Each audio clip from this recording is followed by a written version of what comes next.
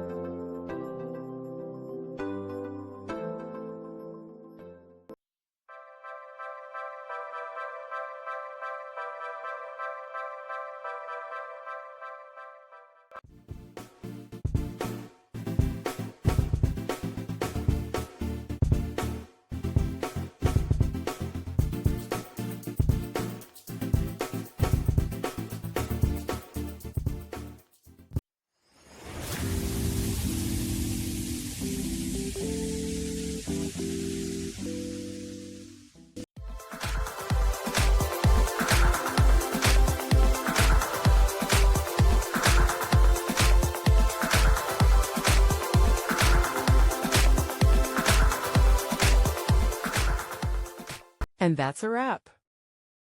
I hope you found the answer you were looking for. If you did, take a second to hit that subscribe button. It really helps out. And let me know in the comments which solution worked best for you.